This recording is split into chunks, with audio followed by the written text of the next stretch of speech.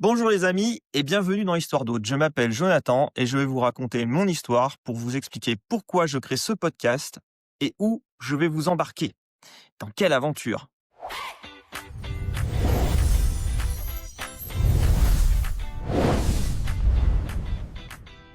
On se retrouve aujourd'hui pour la première vidéo. J'ai eu une enfance un petit peu insolite, un peu particulière. À l'âge de 9 ans, on m'opère d'un gros ménagome massif sur la faute du cerveau, me laissant des lésions neurologiques et motrices.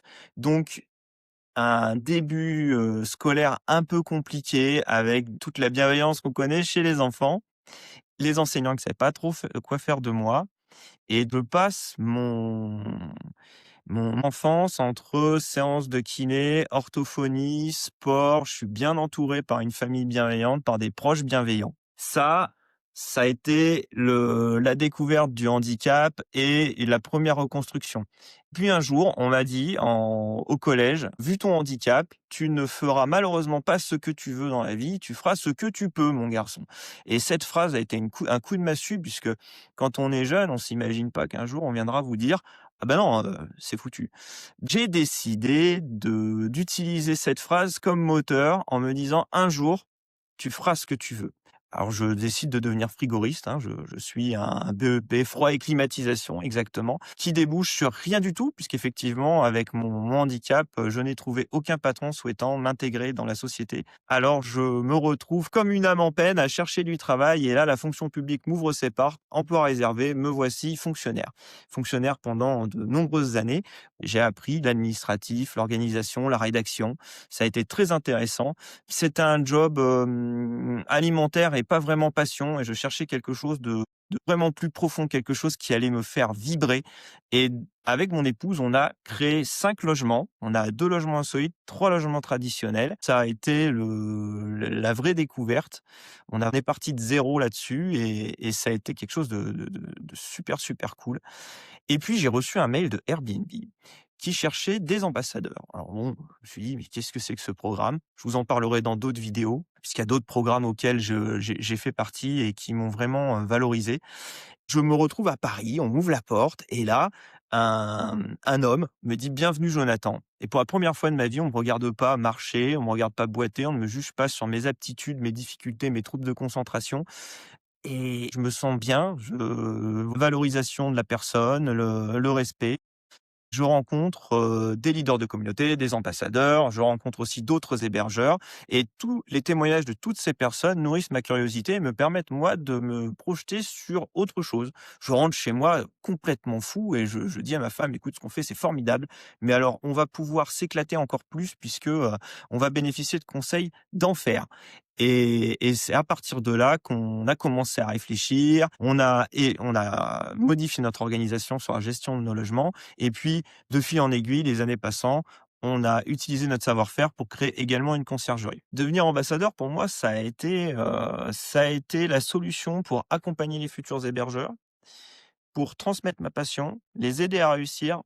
J'ai pu valoriser la Corrèze en devenant leader de communauté et en créant des événements, pour relier les autres, les professionnels, l'artisanat local. Puisque, nous, on est en milieu rural et c'est quelque chose que j'espérais pouvoir mettre en avant et ça, c'est Airbnb qui a me pu me permettre de le faire au travers de leur programme Collabore simplement.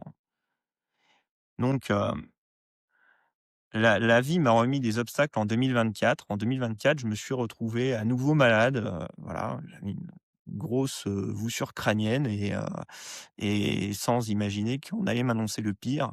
Donc, un méningiome, cette fois-ci gros comme une boule de pétanque sur la zone, occipitale de ma tête.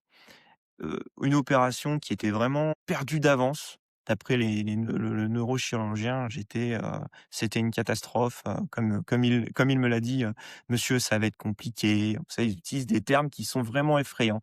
Dans ce moment-là, j'étais censé porter la flamme olympique en 2024, flamme que je n'ai pas pu porter puisque j'étais donc entre la vie et la mort dans ce lit d'hôpital en train de me demander si c'était la fin de l'aventure, et avec un petit degré d'amertume parce que quand même, l'hébergeur, il était là que depuis quelques années, quoi. Ça faisait à peine 3 ans et je m'éclatais réellement dans ma vie, alors que précédemment, je m'étais un petit peu ennuyé au bureau.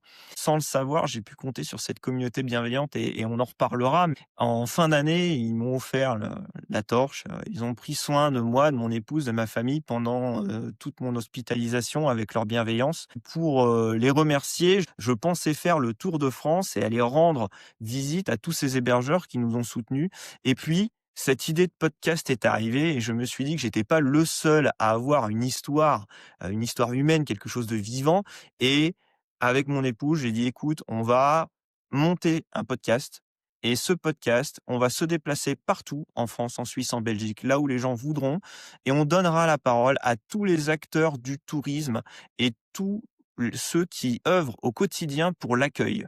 Donc on va recevoir sur cette chaîne des hébergeurs, des débutants, des confirmés, des conciergeries, des leaders de communauté, des ambassadeurs et bien plus encore. Vous verrez, on aura aussi des blanchisseries, des artistes, tous ces gens qui, finalement, directement ou indirectement, vont faire évoluer le locatif de courte durée et nous permettre de proposer aujourd'hui à nos voyageurs des expériences de plus en plus immersives et des voyageurs qui sont de plus en plus contents. Je vais conclure cette vidéo en quelques mots.